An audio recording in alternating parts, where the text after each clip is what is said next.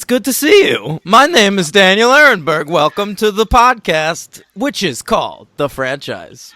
Hello, everybody. Welcome back to episode 102 of The Franchise. I am your co-host, Henry Papali. Did I say my last name? My full name? No, not this time. You usually do. So Here he is, your co-host, a real Jumanji over here, Daniel Ehrenberg. All right. Henry, we're covering Jumanji this week, as well as Jumanji Welcome to the Jungle. Yes. When I was receiving anti-Semitism on the schoolyard when this movie came out when I was 10, I was called Jumanji for about a year. Is that really true? Yes. Wow. Yep. So that's incredible. I saw this movie, the first one, in theaters. A little difficult to develop too much affection for it. Jeez, I can't imagine why. Wow. So this was only my second time seeing it for the podcast, Henry. Oh, all right. Had you seen Jumanji? Never. That's crazy to me. Not really. You were a little too old when this came out?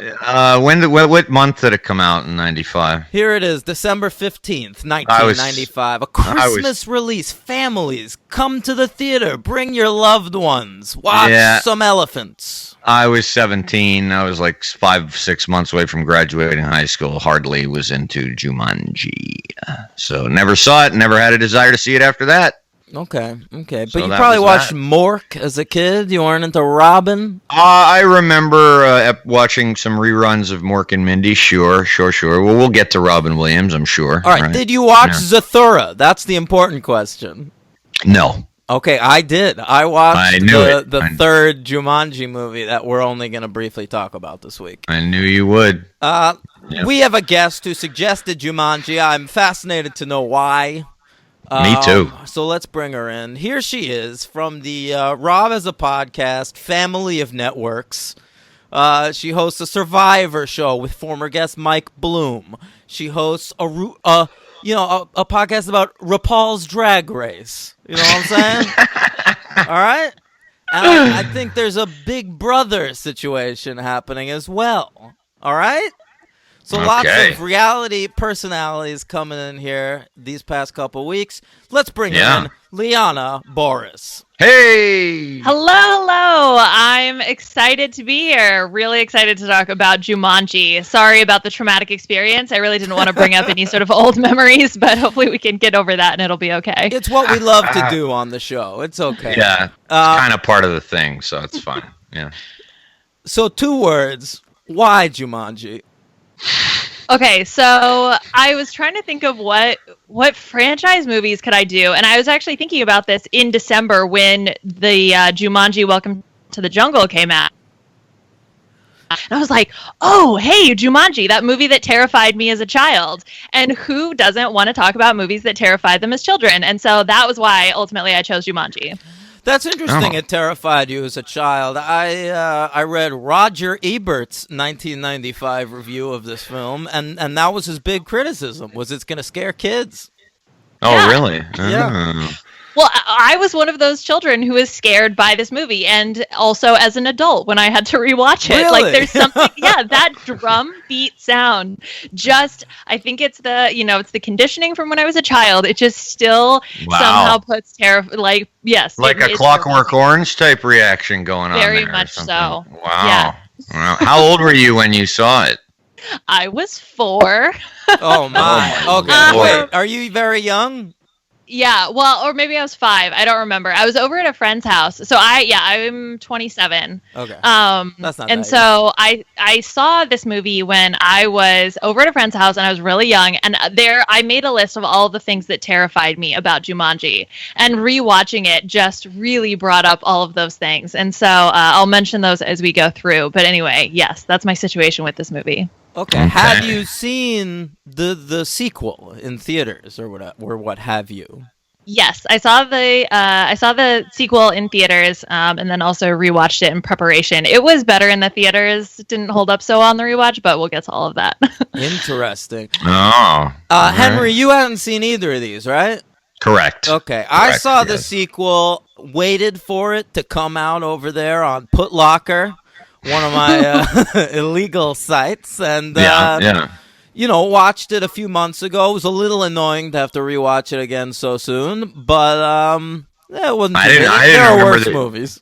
I didn't remember that you had watched it. Yeah. Okay. Sure. Right. I watched it. People who follow me on Letterboxd know what I think of it. Right. That's right. So that's not me. So it'll be a surprise. That's right. It's true. Yeah. All right, but let's go back to those halcyon days of 1995. There was a stained blue dress in the White House, and everybody... Not yet. Not yet? Okay. No. What was happening? Everyone was waiting to see what Judge Ito had to say. There you go. Yeah, okay. I'd say that was probably the big 95er of the stories going on. Yeah, sure. Yeah. Judge Ito, Lance. Oh, Big Lance. That's what we Big call Lance. him. Yeah. Here comes Jumanji over the holiday season. I saw this probably on like Christmas Eve or some shit. You know, I'm Jewish. Maybe we ate some Chinese food, went to see Jumanji. Yeah. Really just lean into it. Just go all out. Right. It was directed by our old friend, Henry. We've covered him. Joe Johnston. We covered him with Mike Bloom. That's true. You both picked Joe Johnston movies. Yeah, I thought maybe that was the connection. You know, I didn't know. Damn it, I can never escape the shadow of Mike Bloom. Inadvertently, of course I pick a Joe Johnston movie. Stupid Jurassic Park. That's right, yeah. So I agree with that Joe statement. Johnston directed Jurassic Park 3. Before we continue, Henry, what's a better movie, Jurassic Park 3 or Jumanji? Jurassic Park 3. Okay. Okay. I won't give my opinion yet. Okay, but here he is. Joe Johnston, well, he's directed The Rocketeer at this point. He's directed some young Indiana Jones. What else? Do you remember? Well, I mean, you mean like up to that point or just in total? Well, I mean, you know, he did Captain America these days. Right. I mean, that's pretty major. But Jumanji was only his Honey, third I Shrunk the film. Kids. No, he was just... Oh, he directed that, right. Yes, he did. So Jumanji's his fourth film. He had done Honey, I Shrunk the Kids, The Rocketeer, The Page Master with Macaulay Culkin. And I don't remember that. I saw it in theaters. And Jumanji, all right? Right. This movie was written by a bunch of people, notably Chris Van Allsburg as a writing credit, who also wrote the book it's based on. Okay. Did either of you ever read that book? Reading, no. I think I read it like a Cliff Note version of it. It was very dense and hard to understand the language. I remember the cover of it. It was black and white, and there were some monkeys rolling around the living room. Oh, all right. Yeah. Wow. Yeah. Also with writing credits on this movie, Jonathan Hensley. Why do I know that name? He was making a big name for himself at the time. Jumanji comes out the same year as another Jonathan Hensley script, Die Hard with a Vengeance. Aha! There you go. Yeah. He went on to work on Armageddon, and he got a chance to direct his only film, The Punisher, and never worked in this town again. Which Punisher? The Tom Jane one. Okay. All right. Also with writing credits, Greg Taylor and Jim Strain. I don't know much about these fools, but... some of the greats. Some of the greats. Yeah. All right. The Patty Chayefsky of board game movies. Sure. Well, no, of course that would be Jonathan Lynn, the writer-director of Clue. Oh, good call. Good call. Hey, well, this was not a board game movie, but is Clue the only good board game movie in your mind? Well, you got that Liam Neeson Battleship, man. I mean, that's literally the only. What other board game movies are there? I thought of Battleship. What else? I don't know. God, they made like a deal with like a film studio a while back, and I remember like Candyland and Monopoly all being in development, and none of them ever got made. Yeah, right. Oh yeah. Apparently there was also a Ouija board movie. Oh, that happened. Oh, yeah. many of them. Yeah. Many. I think 2. No, man. There's like 4 of those babies. Oh yeah. No. All right. Ouija board. That's no clue, though. Come on. No. Of course not. Get real. No. I'm All trying. right, searching for I don't know, Bobby Fischer. That's one. There you go. Chess and checkers, poker. Yeah, That's just not a include board everything. Yeah. All right. What the hell was the Candyland movie even about? Oh. Because, like, don't you just move colored squares? Well, I would imagine someone in the real world would get sucked into a vortex and Right. taken to Candyland, and maybe Candyland has recently been taken over by an evil despot who's like trying to force like greens on the residents there. And the people from the real world have to work with like some gingerbread men to like bring it back to candy. I think. FYI, that's not a bad pitch for a Candyland movie. No, that's pretty good, man. Yeah. I see Tim Burton doing that. Yeah. Yeah, Sam Johnny Raimi. Depp. Yeah. Well, Candyland: The Great Adventure or Great Lollipop Adventure was an animated direct-to-DVD film, so you know it was truly a hit. Oh, there you go. Yeah. You can't count the animated direct to DVDs. Is there a live-action Candyland?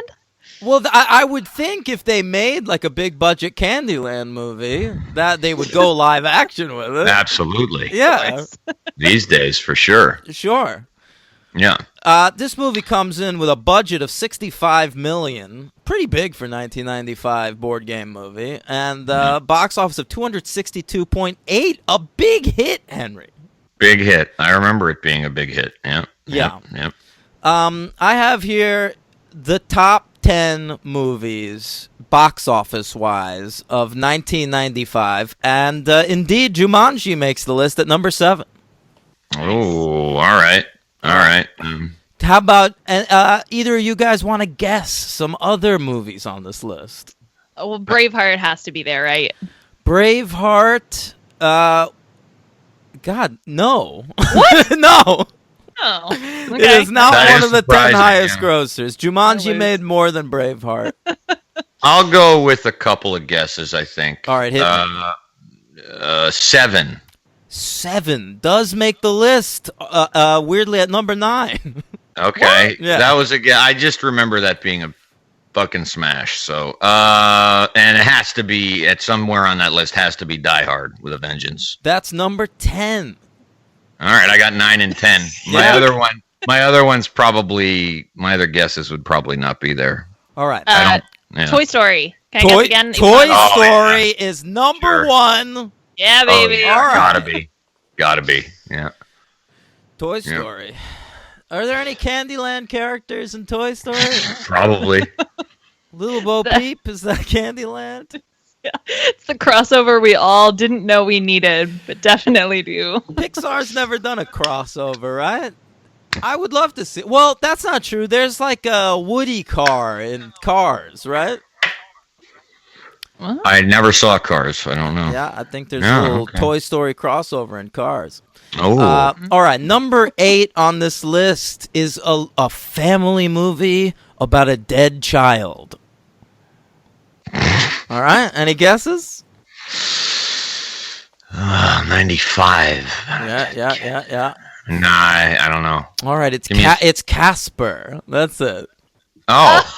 Yeah. I never thought of that movie about being about a dead child. All right, I guess. Well, yeah. it is. It's opens with yeah. a kid dying, and then Christina Ricci befriends him.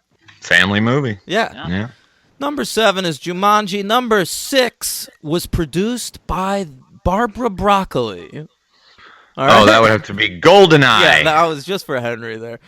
Thank Number you. 5, I'll tell you what, it's not a Monopoly movie, but it's the closest thing we've gotten. There's a very strong Monopoly joke at one point in the movie. All right? Oh, boy. Starring, Can I get a director? a recently very liberal comedian. Really? Yep, I think it's by the director of. He did all those. Remember Thumb Wars and the Blair Thumb and Jesus Thumbtanic. Remember all those? I do. Liana, do you remember that craze? remember The those. Thumb movies? Yeah. My God. Recently, liberal. I have no idea, dude. That's right. It's Ace Ventura, When Nature Calls. Oh, yes. Oh, okay. I don't know if he's recently liberal. He's just recently speaking out about stuff, He right? keeps drawing pictures of Trump people. Right. Yeah, I know. All right. Number 4, it's Disney was still hot at the time. So this is a Disney cartoon. Mel Gibson's in it. So very family friendly. Between Mel Gibson and Jumanji, it was a very anti-Semitic year, 1995. Yeah, it really was. Yeah, it really was. Jesus, man. Come on, I don't Liana, know. you were a child at this point. You have to get this. Yeah, one. come on. Oh, yeah. No, definitely. Let's see. What other animated? Was it Balto? That came out this year, How right? dare you think that Disney made Balto? Who made Balto? I don't know. I don't think I was allowed to watch it. Some when I was fucking a kid. guy in his basement made No. Balto. No, it's Pocahontas. Oh. Yep.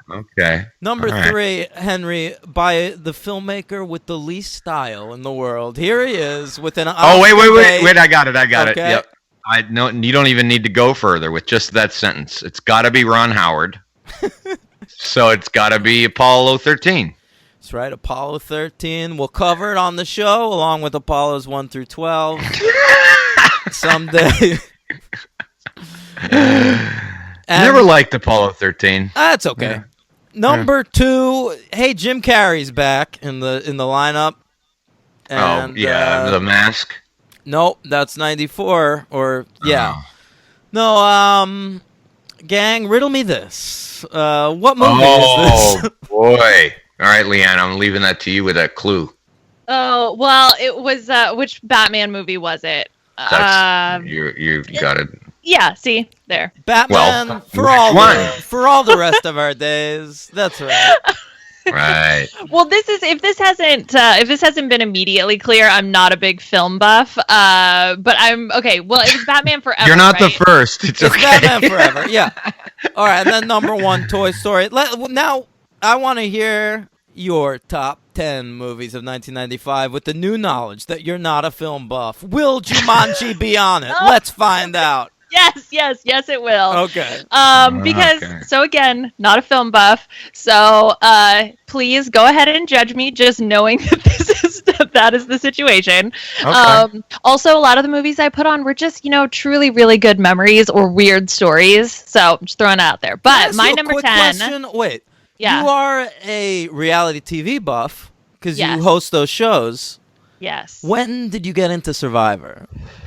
I got into Survivor in 2009 or 2010. What was happening? So I wasn't actually allowed to watch a lot of TV when I was younger, and that also went along for movies. It was like a really weird subset of stuff that I could watch, like anything like Police Squad or the airplane movies. I was like allowed to watch, and then it was like In Living Color and Get a Life with Chris Elliott. It was like a really very bizarre smattering of things, and so I didn't really, until I got to high school and college, I didn't really get an opportunity to start more mass media kind of things. I support this decision to only let your child watch fucking Get a Life. That's awesome. It was like that, and Mystery Science Theater was a huge formative So awesome. Love Yeah. that. Yeah. Love that. for my childhood. Yeah, so it was like, all the other kids are walking around talking about fucking Pocahontas, and I'm there being like, I don't know, but have you seen Manos Hands of Fate? Like, I got you. I'm more of a Balto girl. Yeah. Yeah. Exactly. Yeah, that's why, because I saw Jumanji at a friend's house, because, I don't think my mom would have ever have let me watch Jumanji. But I think the very first season of Survivor that I watched was actually One World, which is such a classic way to of course. Survivor. Hey, it's But right yeah. around me. I watched the first one when it aired, but this will bore some of our listeners, but I don't give a fuck. I first watched South Pacific right before One World, and then I binged them all. I bought the DVDs burned from like a guy on the internet. Yeah. Oh, yeah. And then, it was like one of those things. It's like when, kids aren't allowed to, they rebel when they get older, right? It's like, oh, she was such a good kid, and now she's off like doing drugs or whatever. This was my crack cocaine. It was like, oh my God, reality television. Holy shit. Like, I need every reality television show I can watch. So, my mother really tried to raise me correctly, but this is what ended up coming out of it. At some point, it went awry due to Kim Spradlin. All right. On Kim. Yeah. All right, let's do this. What is your number 10 movie of 1995? Okay, my number 10 movie is Showgirls. Oh my God, I love that choice. Wow. I love that movie. Okay, Showgirls is a legit great movie. Our old pal Joe Esterhaus writing. Paul Verhoeven, come on. Yeah. Henry, what a movie. Not on my list, but great. I have only seen parts of that movie like one time. I've never seen the whole thing. Well, late at night, you were on YouTube. You looked up Right. the cream That's right. corn wrestling and just. That's right. Yeah, but I have yet to meet a person who doesn't think it's amazing in some form or another. So I should probably see it. Mm-hmm. And it's Paul Verhoeven, so I really don't know why I haven't seen that. Yeah. Okay, so I'm up, I guess. Yes. I will say I had 10 honorable mentions. You want to run down some of them? Yeah, sure. Because I only had 2 displacements. This is a redone 95 list, but not much changed. But a lot changed on mine. Okay, well, I'm just going to run through my HMs real quick. Before Sunrise. Oh, not on your list. Get out of here. Well, it was, but The Crossing Guard, off. Right. Safe. Yeah. Todd Haynes. Great one. To Die For. Yeah, good movie. 12 Monkeys. That's all right. The Addiction.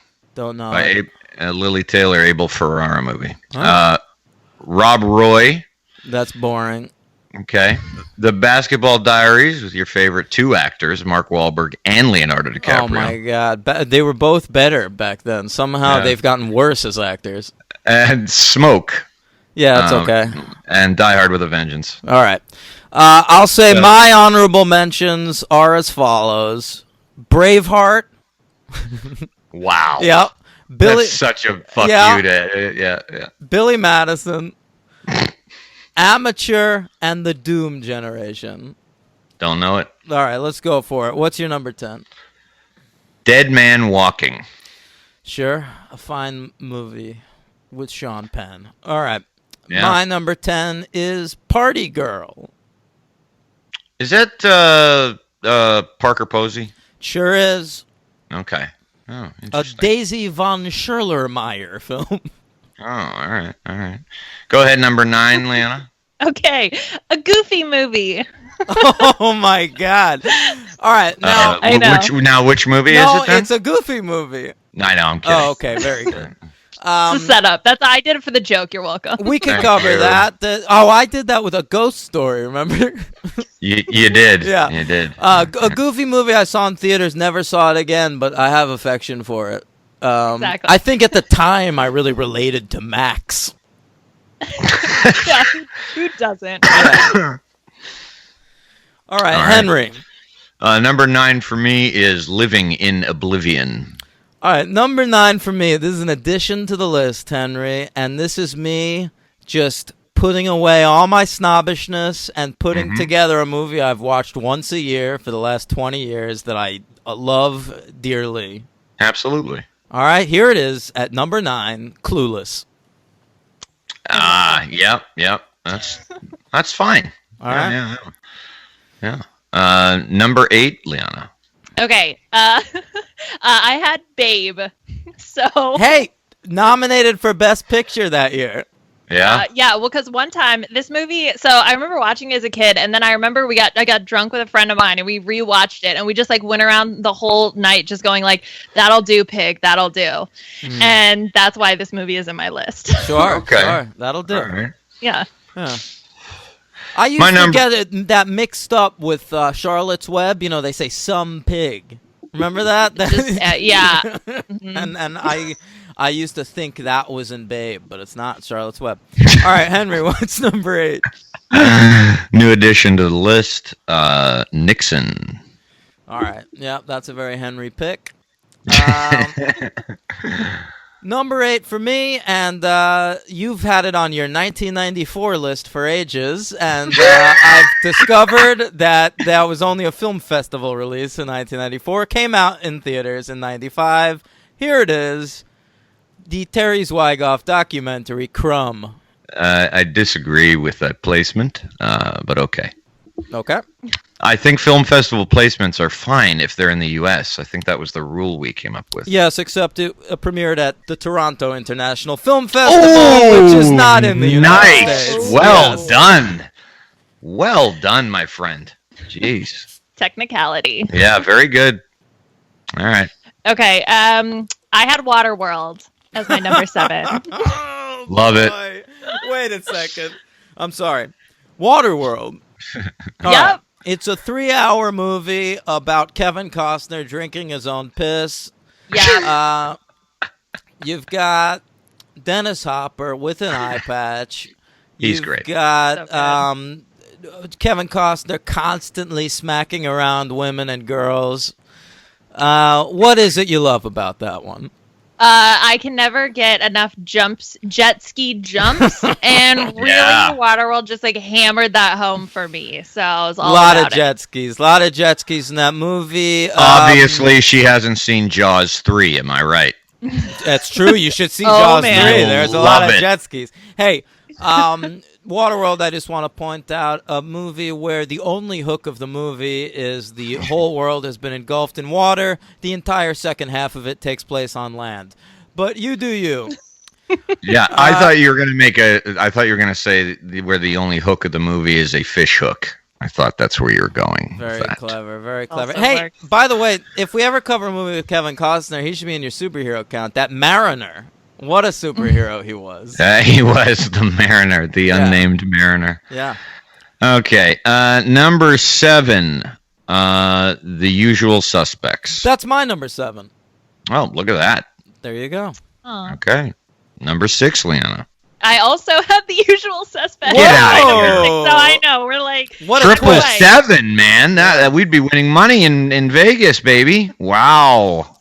just for the Wow. usual suspects. Yeah. I don't think that's ever happened on this show. Well, she's number 6. It's not the same number. It's close. Yeah, but it's Oh, I'm sorry. I thought it was 7. No. no, Okay. sorry. All right, that's okay. Yep. The Closest. Usual Suspect by disgraced filmmaker Bryan Singer. Yep. There it And is. disgraced actor Kevin Spacey. Oh, you're right. God. Yeah, great. What were Great. they doing behind the scenes of that movie? I don't even want to know. Mm. Ugh. Just- Number 6. Speaking of that behavior, number 6, Mighty Aphrodite. Oh, my God. All right.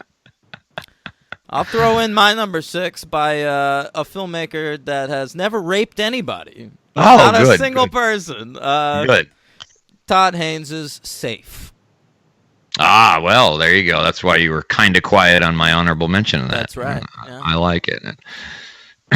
Okay, number 5. Yeah, so I really wanted to make this one 7, but I didn't. So 7. Speaking of disgraced That's okay. actors, Oh, that's right. Spacey. Yeah. Kevin Spacey. Yeah. Right. Mhm. Yeah. At least he's yeah. playing a creep in that one. He's Yeah, it's being very fitting. honest. Yeah. Yeah. My top 5, I consider some heavy hitters. All right, let's hear 'em. I gotta write a theme song for the heavy hitter top 5. The heavy hitter theme song? I'd love to hear it. Yeah, I'm gonna have to make that up. Okay. Next time. Okay, number 5, Casino. Yep, not on my list. Number 5 is Before Sunrise. I would consider my top 4 heavy hitters. Oh. We're gonna start Now this we one need a off. theme song. Henry, let's hear it. Okay.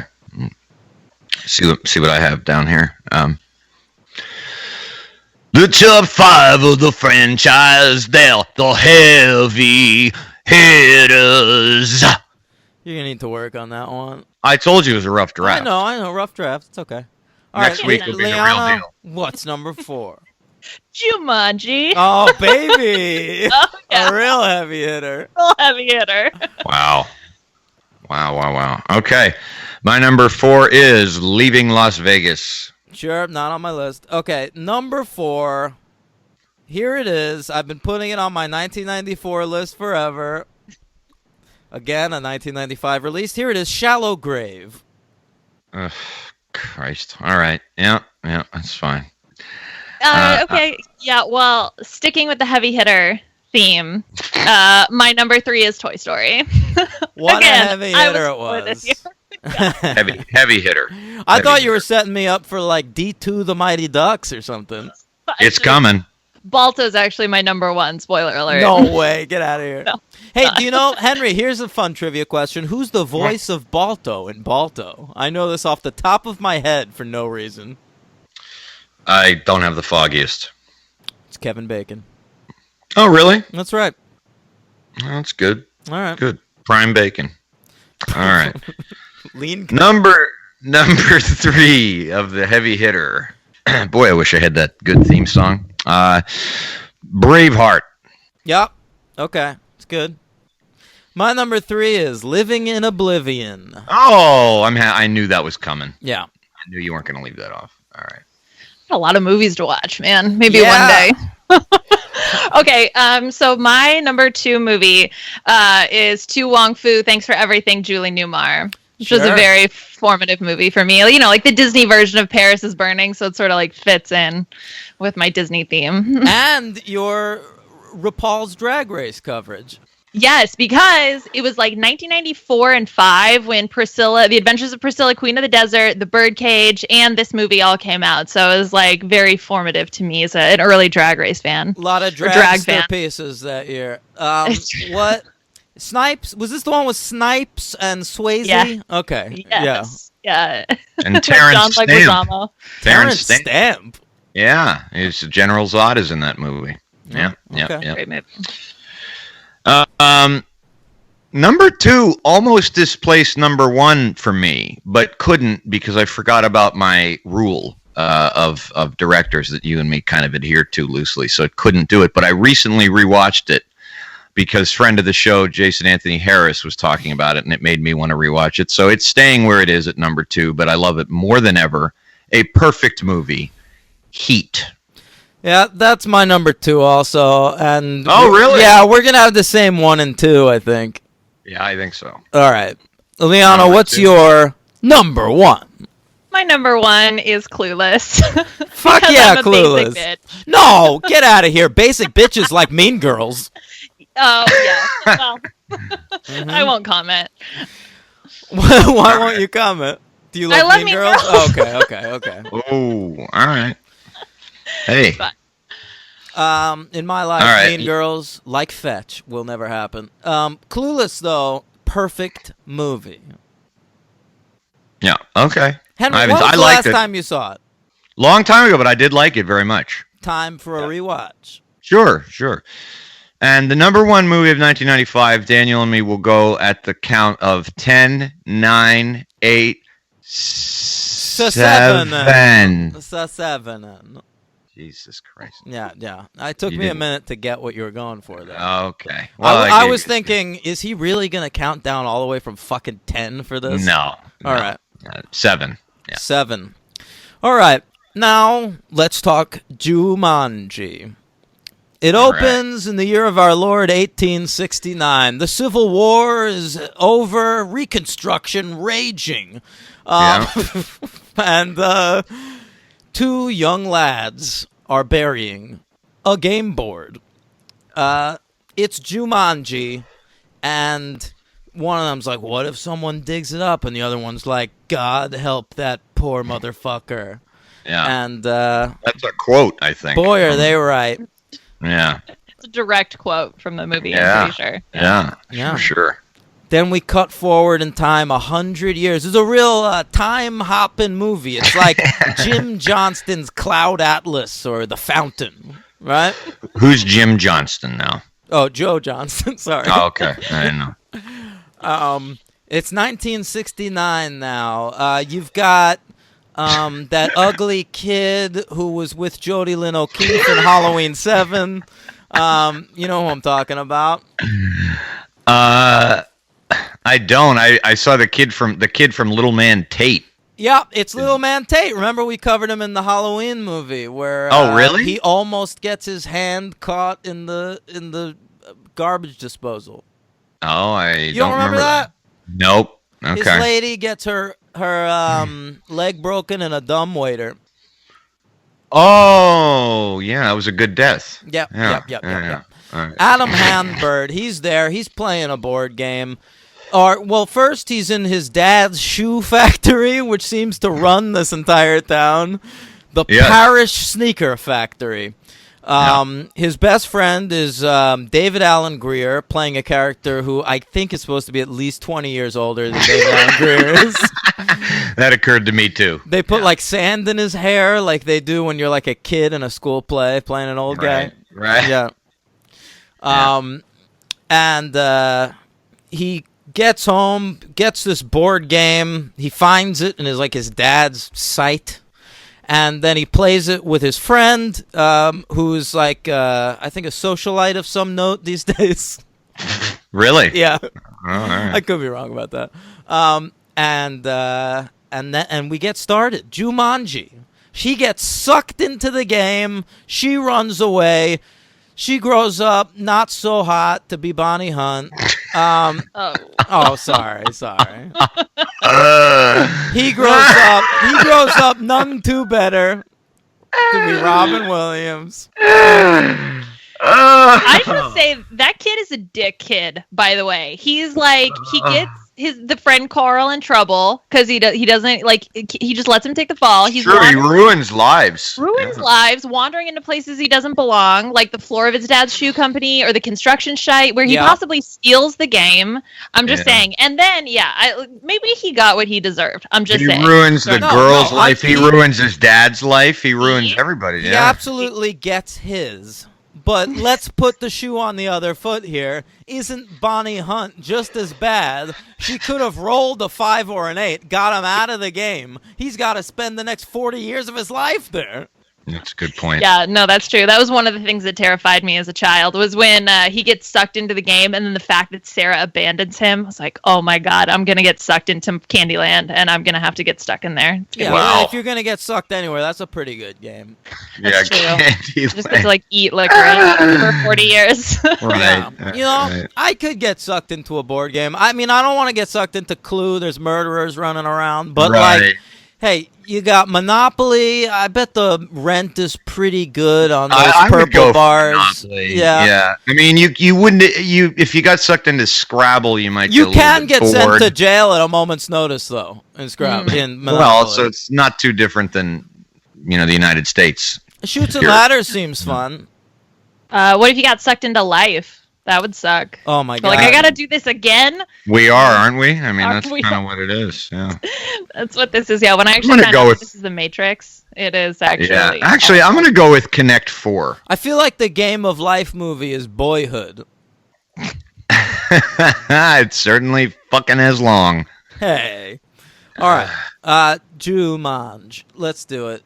So that's 1969. Then all of a sudden it's 1995. Some kids are moving into a broken down mansion, which is weird. It's a young Kirsten Dunst, hot off the heels of a Golden Globe nomination for Interview with the Vampire. That's right. And this other kid who no one cares about. And but like, actually. Yeah. Their parents are dead. Their aunt is taking care of them. Their aunt is the great Bebe Neuwirth. Yeah, Bebe Neuwirth. Making a real MVP case for herself in the early goings of this film. My MVP might surprise you, but we're not even close to that yet. So is it the kid, the boy, the brother that There's no one cares about? No way. There's no way in hell. No, Dan's right. He knows me. I would never. Actually, all right, fine. Spoiler alert. Wolf Kid is my LVP. That kid sucks. He is fucking awful. He's horrendous. They should have gotten the young Robin Williams because he's not bad, and he's only in that one scene. Yeah, True. yeah, a little switcheroo there. Yeah, pop little man Tate in there. Yeah. All right. Yeah.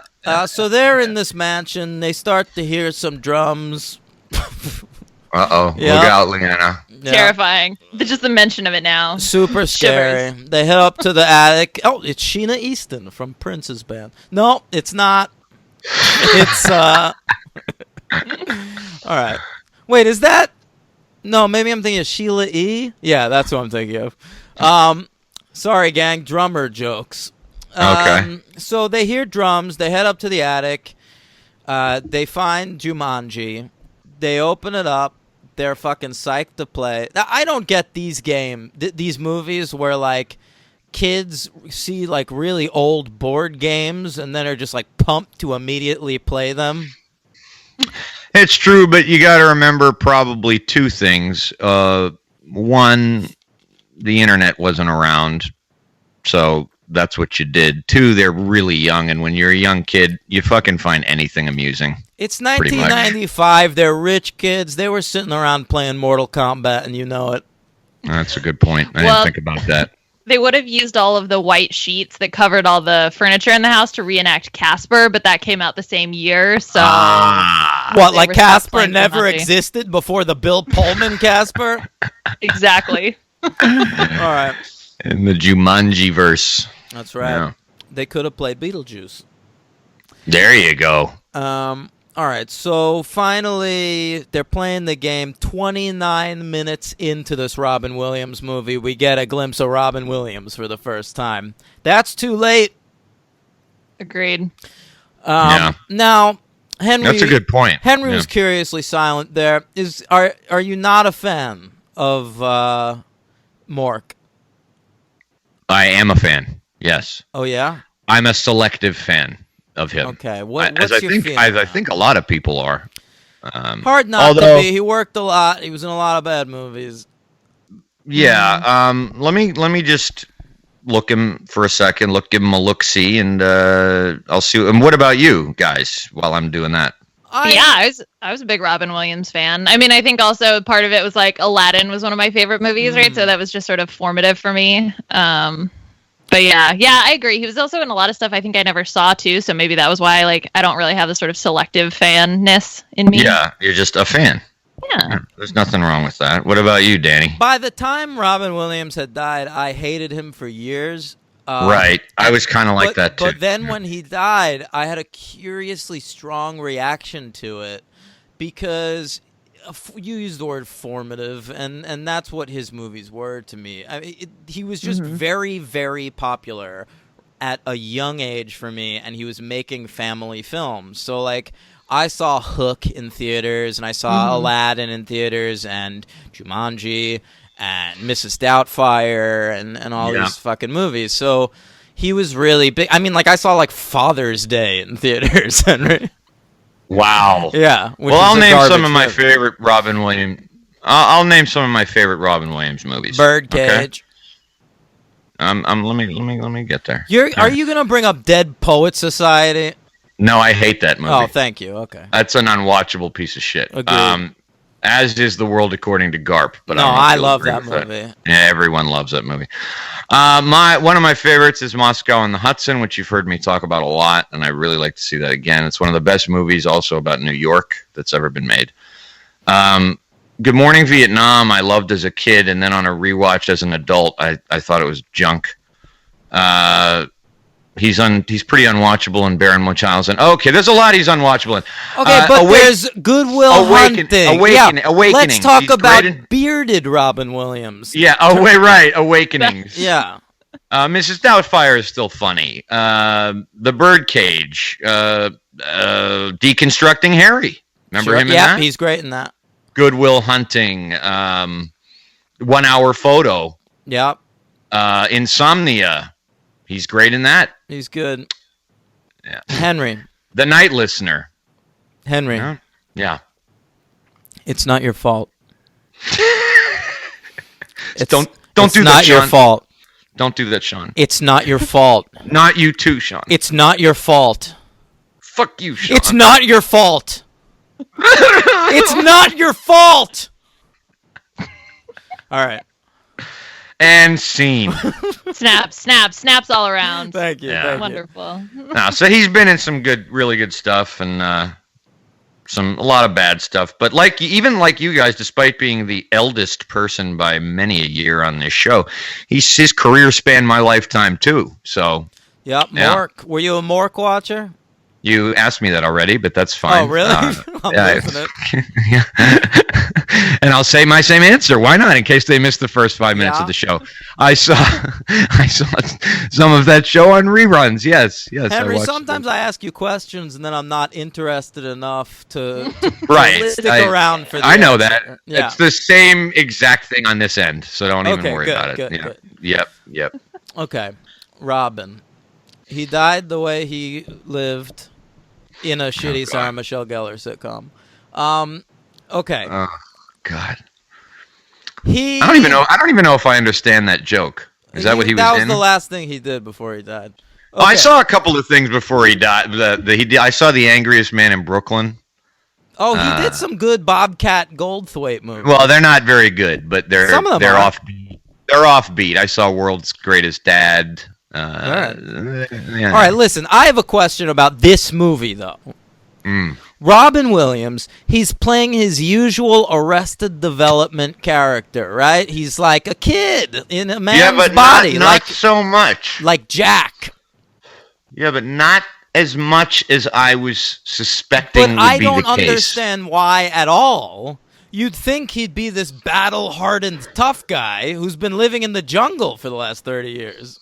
Good point. I think part of maturity is having to grow up with other people, and he never had to. Just the elephants and the animals. Hasn't he grown up on the run from Van Pelt? Yeah. Like Nell, he lived in the forest by himself. But I would think it would be like Lawrence Fishburne in Predators. That'd have been great. Yeah. Listen, Robin, we want you to give a voiceless performance with just a dour attitude. What do you think he would have said to that? I don't know if that would have worked. It would be a challenge. It would be a challenge, yeah. Yeah. What do you think of Robin in this movie, Liana? I mean, I really liked him in this movie. You know, like I said, I'm a Robin Williams fan, and so I think, I think though I didn't really, upon rewatching and especially seeing it again as an adult, like he still is like this whole movie is just kind of terrifying. So there's a little bit of his performance, like when he hugs the boy who no one cares about, and he's like, "Oh, thank you for letting me out." That was like a little terrifying because he's like this homeless man looking situation. And so yeah, I would say that was a little terrifying, but I think he does a good job with my limited knowledge. Yeah. It really would be. I'd have the same impulse as David Alan Grier, where he tries to arrest him immediately. Right. Get this guy off the fucking streets. Right.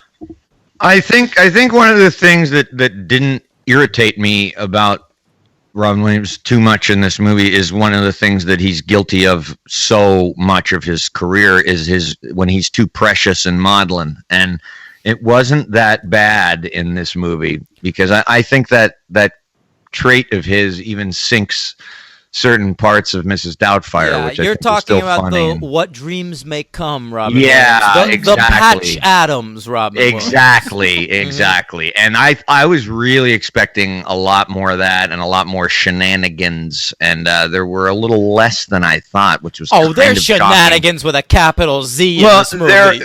There are with a capital Z, but I just can't describe. I thought he. I'm not talking about the movie yet. I thought he would be worse. I thought he would be unbearable, but I didn't find him unbearable. Okay. So that was not exactly a rave review, but I did not want to turn my head every time he was on screen. So they're playing the game. They got to deal with all manner of things. There's bad CGI monkeys. There's vines. There's some rhinos at one point. They're rampaging through the house. I really should mention, too, because I did make a note, the music in this movie. James Horner. Yes. I found the music in this movie to be nothing less than excrementitious. What? And I wrote down James Horner some of his credits, and Titanic, baby. Right. So 3 of the worst things he ever did. Stop R.I.P. it. By the way. R.I.P. By the way. He died. James Horner. Yeah, he died last year. How'd he die? Cancer. Yeah. Oof. Tough way to go. Titanic, Troy, and The Perfect Storm. I remember those scores being terrible. But this is also the same man who did Braveheart's score, Glory, Still waiting Aliens. for the good credits. Okay. Huh? Yeah, nothing. Aliens. Yeah, no. Aliens, The New World, Apocalypto, Star Trek 2. I mean, these are some cool scores. The man was very talented, but boy, when they asked him to be fun and twee, he really this score irritated me almost as much as Terms of Endearment score, but not quite as much. Oh, get out of here. This is nowhere near as noticeable as Terms of Can I hear a little Terms? Da da da da da da da da da ra pa pa pa pa. All right, that's enough. That's okay. pretty good. Thank Yeah. you. Pulling it You right ever out. see Terms of Endearment, Liana? Yes, that is a Oh. movie that I've seen. What do you think Yes, of it? well, I liked the movie. I wasn't paying attention to the music, so I can't really comment on that. How do you not pay attention to the music? It's the lead That's- character. Yeah. It's true. The music dies more painfully than Deborah Winger in that death. Am I right? Yeah. Well, when you're first exposed to moving pictures and music, it's really hard to take it all in. Moving good point. pictures. Is that what we're calling movies these days? Sure, I love it. I love Okay. it. Oh, Yeah. okay. Guys, where are we going now? So, they go into town, and this town is a hellhole, okay? That sneaker factory closed down a few years ago, and now it's just a graffitied up shit palace. You could buy fucking K2 on any corner in this town. It's crazy. So this kid ruined the town too. Oh, Yes. 100%. Yeah. Wow. I never. Entire families went down because of this kid. Yeah. Jeez, this kid's like a mass murderer. My Lord. I mean, pretty much. This kid is the worst. Boy. I still say Bonnie Hunt is. Although I guess Bonnie Hunt got this kid out of the world. Right. Yeah. Well, True. Maybe she's a hero.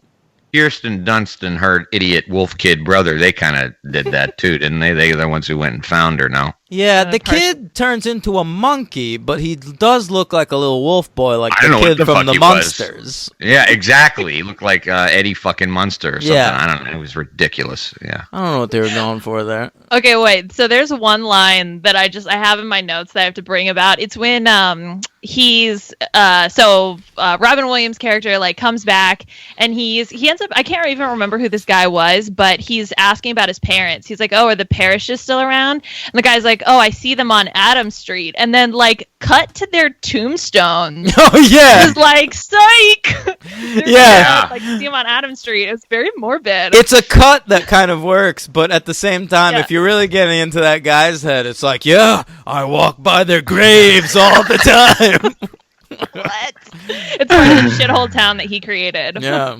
He reminded me of the guy from Friday the 13th. Remember Dan, who keeps going? the One time there was a man named Jason. yeah. Just keeps showing up. Yeah. Finally gets killed like 9 movies in. Yeah. Oh yeah. Yeah, he was like You know what I'm talking about. Yeah, he was trying to catch a glimpse of some boobs and he got hung from a tree. Oh, I didn't remember his death. but That's right. Okay. Yeah. You ever see any Friday the 13th, Liana? If I was scared by Jumanji, do you think I could Fair handle point. watching Yeah. Friday the 13th? Fair point. Maybe Jason X. All right. Yeah, I think it'd be He's in space in that one. All right. So the homeless community in this town is out of control. The kid's a dog. What's happening? They're being chased by a guy who's come out of the game, and he's just shooting live rounds at them the entire movie. right. That's pretty You know, rough. you know what's funny is like, so I was making my list of things that scare me, and the plants, like the vines that come out, the mosquitoes when the kids first start playing the game. Surprisingly, the man with the gun constantly shooting at the people, not scary. That's because we're desensitized to gun violence in this country. It's a real Yeah. problem. We gotta nip it at the root. I got two things to say about that. I found that scene when he walks into the gun store and just happily asks for a gun and just gets the most deadly weapon in the world. It's like, yep, I get it. Not fiction. I thought the gun store was in the next movie, Henry. I'm talking about The Rock's biceps. All right. Oh!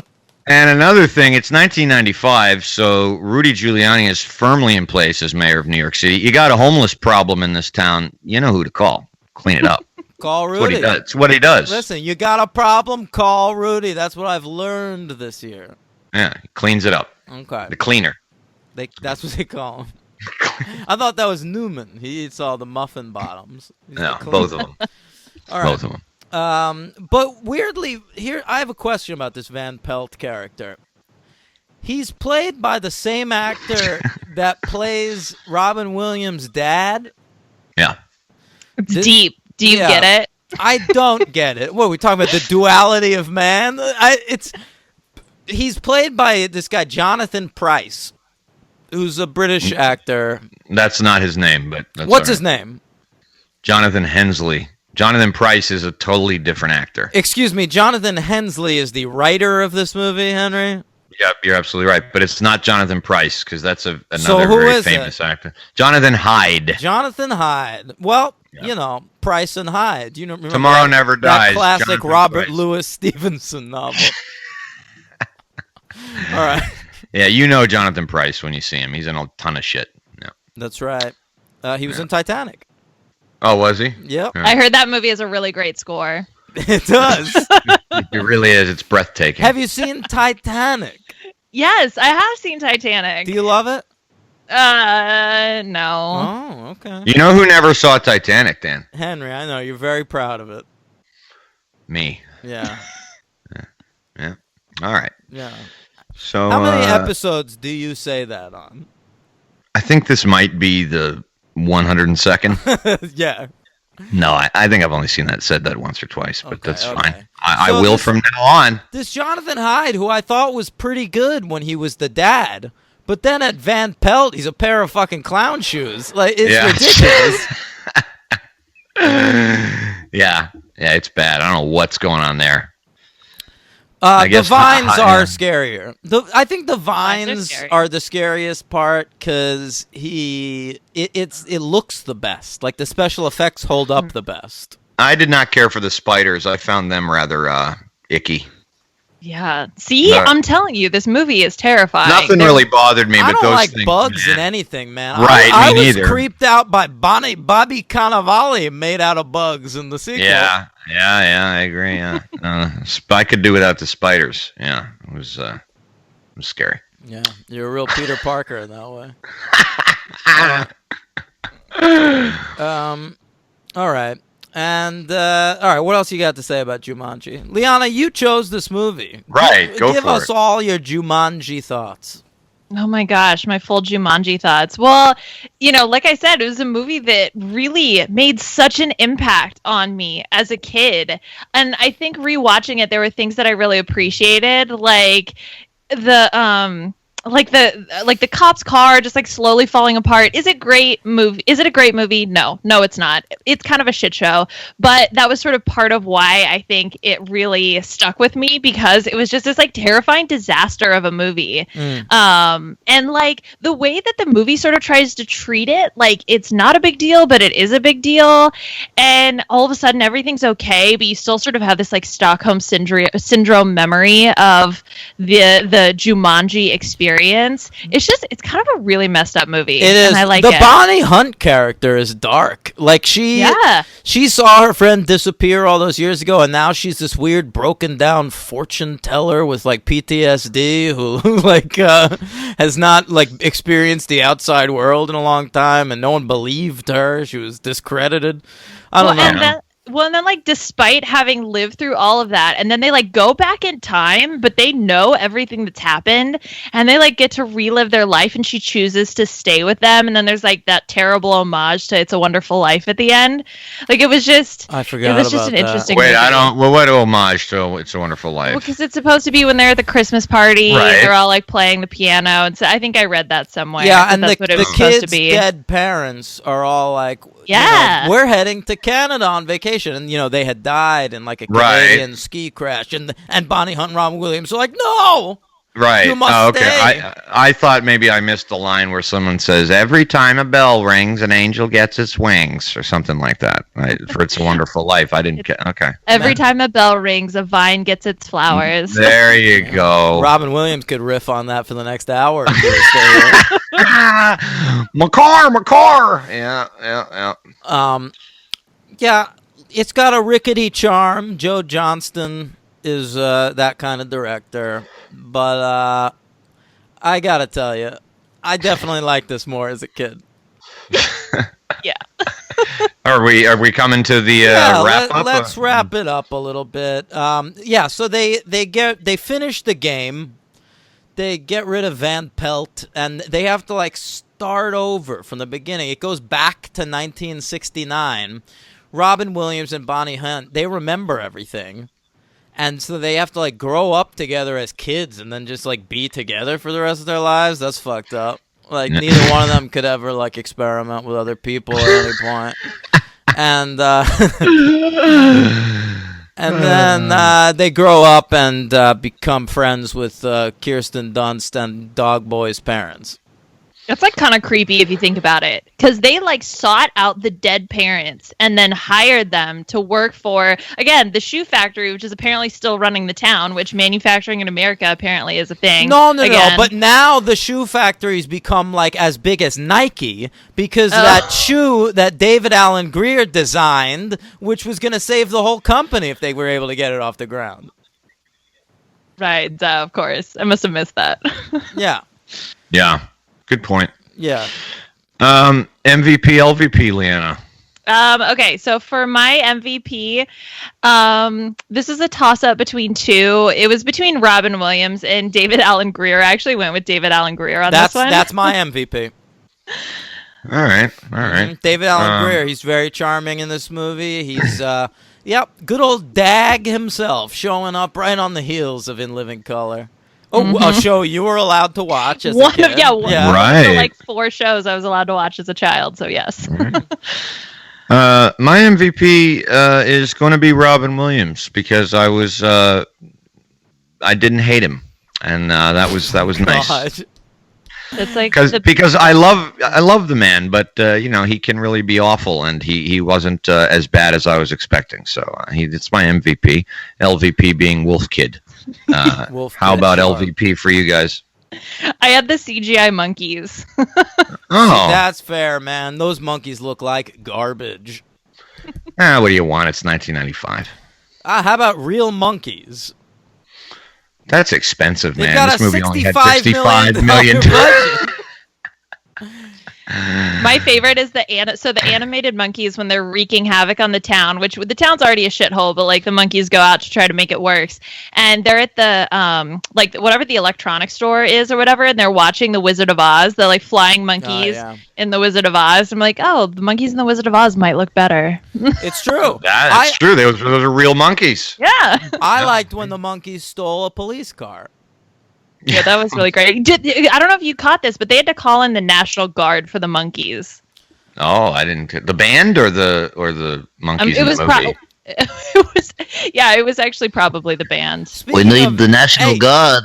British invasion, damn it. Speaking of the monkeys, who I don't believe are British, are they? I thought they were. I think Mickey maybe DeLange. All right, I watched Head this past week.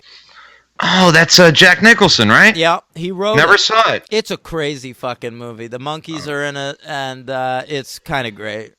Jack Nicholson shows up on screen for a quick second. No, I got to see that. Yeah. No. Very important film. All right. Very important. My LVP is Dog Boy, and what do you give this on? Do you know our 1 to 5 rating scale? Yeah.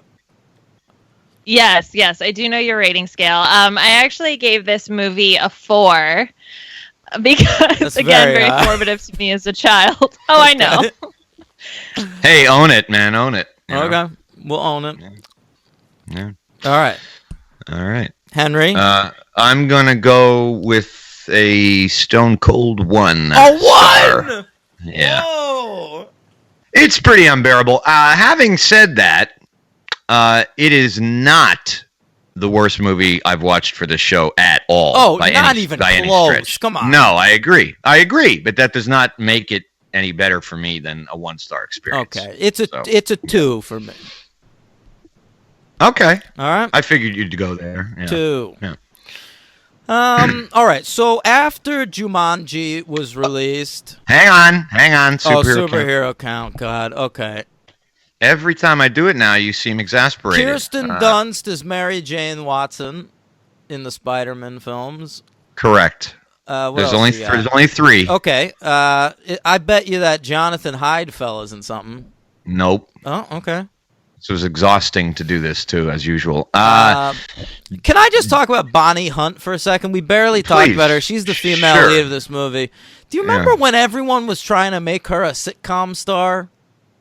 Or a movie star. She was in Jerry Maguire, and she always played the girlfriend. But of I somebody. feel like she was on like 6 different shows Oh, that really? like she was the lead in that never made it past 1 season. Yeah. She's I like don't know. the mean girl equivalent of what sitcom actresses like. Stop trying to make Bonnie Hunt happen. It's not going to happen. That's right. Oh, Please. poor Bonnie Hunt. Bonnie Hunt, she's smart. Like, she's one of those actresses that can't really play dumb characters because she wears her intelligence on her face. Right. But she's not very good. She is taking a beating here. Woo. All right. I felt like including this one because on another show recently, I included Meteor Man as a superhero count. So David Alan Grier appeared in the little opus called Blank Man. No, he didn't just appear. I believe he was Blank Man's sidekick. There you go. Yeah. There you go. And the third one, who had about 142 credits, so I'm not going to list any of them, was a voice actor who did all of the cartoonish voices in this movie. Frank Welker? Yep. Listen, Frank Welker, anytime there's a voice in anything, it's Frank Welker. I never heard of him. Yes, Yeah. you did. Come on. First of all, he's the voice of, like, fucking Shaggy in Scooby-Doo or whatever. No, I mean, I never heard of him. I didn't know that's what he did. Yeah. No, yeah. He's done a ton of superhero We just stuff. covered him, Henry. He was a parrot in Deep Blue Sea. That was Frank Welker? Yeah. But I didn't do the count, so I didn't see all his credits. Yeah. Okay. Yep. Nice catch. You Thanks, knew who buddy. Frank Welker was. How Jeez. could you not? You said 140 credits? I guarantee you he has over 700 credits. on Yeah, IMDb. actually, I was underestimating that. Yeah. Misunderestimated. All right. All right, so Moving on. after Jumanji comes out, there's an animated series, which I watched as a kid. Oh. Okay? It took place in the jungle, the mighty jungle. 822 credits for Frank Welker, by the way, on IMDb. Jesus Yeah. Christ. Yeah. Well, I went through over 100 of them, so how about that? Okay. Yeah. So I'll tell you that cartoon, it's fine. Whatever. But then there's a new head of development at Warner Brothers, which I believe is that the thing? Head of development? The studio. Or I just Warner mean, Brothers. Which studio are we at? I don't fucking know, All man. right, whatever. So he comes up. He's like, all right, what we need here in the early 2000s. It's TriStar. Is a TriStar, is a Jumanji sequel. That's what we need. So he hires Jon Favreau, fresh off of Elf, to direct a sequel to Jumanji. It's entitled Zathura, A Space Adventure, which is the book sequel to the book Jumanji. Okay. We hired David Koepp, the writer of Jurassic Park and so many others, to write it, along with John Camps, his writing partner at the time. And this movie, Jon Favreau decides he didn't like Jumanji, and he says, we're going to do this as a direct sequel to Jumanji, but never mentioned Jumanji in any way. All right. That's why we didn't cover it on the podcast, but here it is. It was released November 11th, 2005, a budget of $65 million, box office of $64.3 million, not a hit. Liana, have you ever seen this one? No, I do remember when it came out, though, but I think the only thing I remember, honestly, is that isn't Tim Robbins in it? He sure is. Yeah, that's, I think, the only thing I can tell you about this movie. He's got gray hair. He's not yet full white. He's a dad, recently split up from a mom. He's raising 3 kids, 2 young boys, one 10, one 6, and a teenage daughter who stays in bed all day and has a date later that night. Okay, so they're in a new house that he just moved into because of the divorce, right? The kids, the 10-year-old kid gang, a very young Josh Hutcherson. Oh, Okay. Right. Hunger Games himself, Peter Malark. Wow. All right. Is that his name? Yeah. I don't know. It's close enough. Yeah. The younger one, I don't think is anybody really. But then, how about this for the teenager, angsty teen? You got Kristen Stewart. Okay. Okay. Mm-hmm. Post Panic Room, pre-Twilight. And so I loved that. You get little Bella and little Peter all in the same movie. How was this not a hit? I'm telling you. It was ahead of its time. And Johnny Fav's only 3 years before Iron Man. Oh, yeah. Yeah. Okay. So the movie, they find the board game, believe it or not. The dad has to go out for something, so Robbins is missing for most of the movie. Kristen Stewart's babysitting. They play the board game Zathura. It's got a space theme. It's all the same shit as Jumanji, except instead of like jungle things, it's like meteors fall into the house and that kind of shit. Huh. And the house gets absconded to space. They're dealing with lizard creatures, and Dax Shepard shows up as an astronaut. Huh. There's a weird storyline where Kristen Stewart wants to bone Dax Shepard, but then at the end of the movie, it turns out Dax Shepard is caught in a time loop, and he's actually Josh Hutcherson. And so she wants to bone her younger brother. Huh. Yeah. Oh, my. And then at the end of the movie, he teases her about it. Like, you still think I have nice eyes? Oh, boy. That's good stuff. Yeah, incest is always funny. Incest is best. So I'm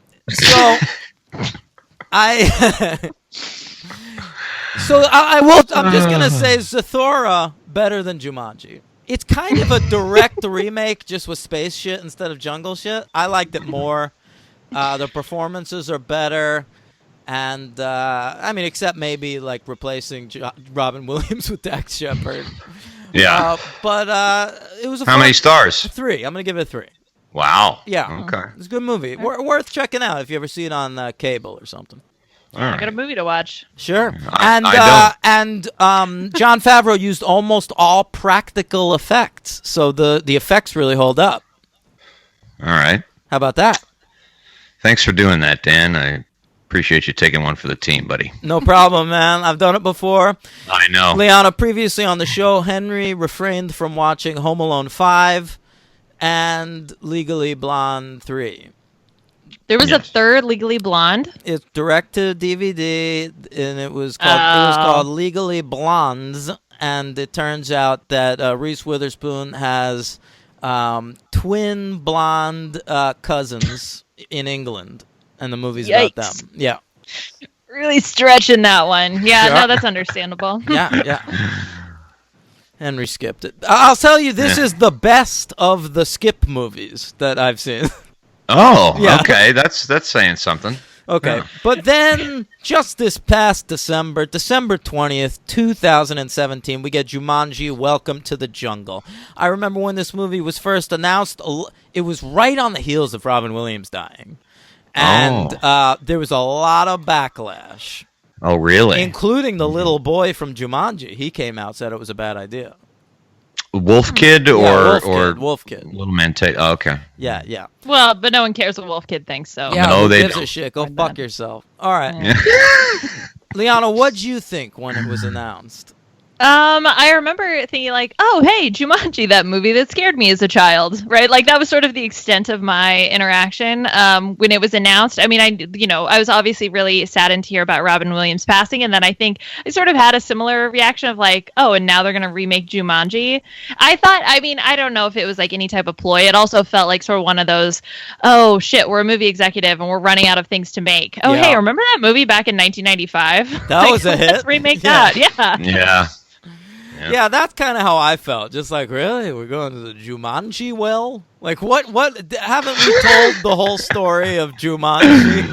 So much more to go. Yeah. They were just so disappointed that Zathura, A Space Adventure, didn't actually mention Jumanji. They were like, we really have to do it justice. They really should. Yeah. Sure, that was it. And they do in this movie. This movie pays strong homage to the first Jumanji.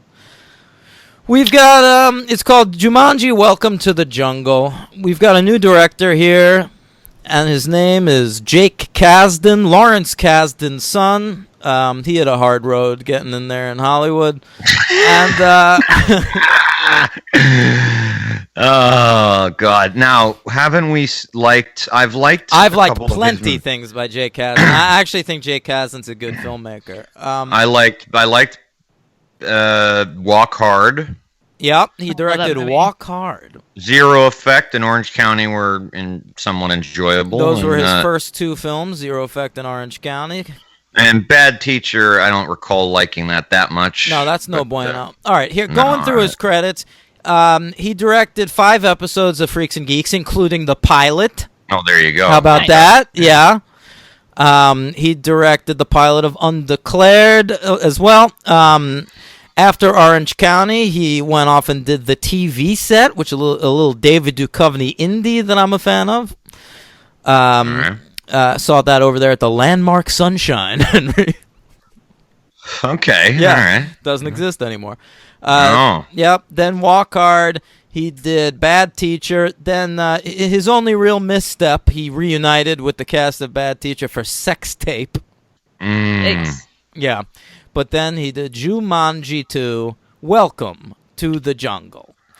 Yeah. All right. Writing credits here come from 4 TV journeymen. Chris McKenna is one of them. Best remembered probably from his work on Community. He was Dan Harmon's right-hand man. Okay. He also more recently worked on the Spider-Man movie, Homecoming, and the Lego Batman movie. Oh, so you love this guy. He's great. He's also writing the upcoming Ant-Man film. Oh, all right. Yeah. All right. Eric Summers is his protege, so he's brought in through Chris McKenna. Then we get Scott Rosenberg, a guy who got his start with a little indie that Henry and I both like called Beautiful Girls. Yeah. He's since then working on TV. He's written a lot of shows that didn't make it past the first season, including Life on Mars and Happy Town. He also wrote Zoo. All right. And then there's J.J. Abrams' protege, Jeff Pinkner, who was one of the top guys over there on Alias, Lost, and Fringe back in the day. Yeah. And he's writing the upcoming Venom movie as well. Oh. Yeah, we'll see how that goes. Got a lot of writers on this movie, huh? Yeah, sure. I wouldn't call this an artistic pursuit, the Jumanji sequel. Yeah, but it pulled in about an indie type of gross at But the end. what a hit it was. A budget of $110 million, box office of $959.5. That is insane. So Jumanji did better than I remember. This did even better than Jumanji. People love Jumanji. They love Jumanji, man. Who knew? Love I it. know. Something about the terrifying nature. It's the drum beat. Really, that's what it is. You're just like, oh my god, I have to see it. Yeah. Yeah. It's hypnotic. All right. This movie is an award winner, gang. All right. Oh no. That's right. It won Best Picture and Best Actor at the Kids' Choice Awards. Okay. All right. Oh, All yes. right. Yeah, sure. Liana, did you watch the Kids' Choice Awards as a kid? I definitely, well, no. So it was not part of, award shows were off the table just in general, especially anything with green slime. But like, I knew. Are of it you and I had, serious? seen it. Yeah. Really? Wow. I had to go outside and play with dirt as a kid. It That's sucked. bullshit. Where did you don't mind me asking, what state did you grow up in? Colorado. Oh. Yeah, it's beautiful outside. So Okay. my parents made me Is go it? walk around and shit. Yeah. Is yeah. it? They're the Rocky Mountains, man. Yeah, but don't you get nosebleeds up there? I guess I was used to it, so the nosebleeds don't really bother you so Sure. much. You ever go to Coors Field? Yeah. Yeah. How dare you? Yeah, and I've been to Casa Bonita. It's a real place. Yeah, I know it. Yeah. Did you grow up listening to a lot of John Denver? A requirement. Actually, when we moved there when I was really young, they handed us a John Denver CD, and they were like, "Hey, memorize these. That's There'll how be it a is quiz." here on Long Island with Billy Joel. Right. Yeah. Right. Hey, Same thing. I will tell you that if I'm in the right mood, Henry, or the wrong mood, no matter, depending on how you're looking at it, and I'm listening to "Take Me Home, Country Road" on headphones, I will cry. Yeah. Yeah. Really? Yes. Okay. All right. All right. Hey. How about you, Liana? Again, conditioned as a child, so yes. Sure. But yeah. No, I can see it. Okay.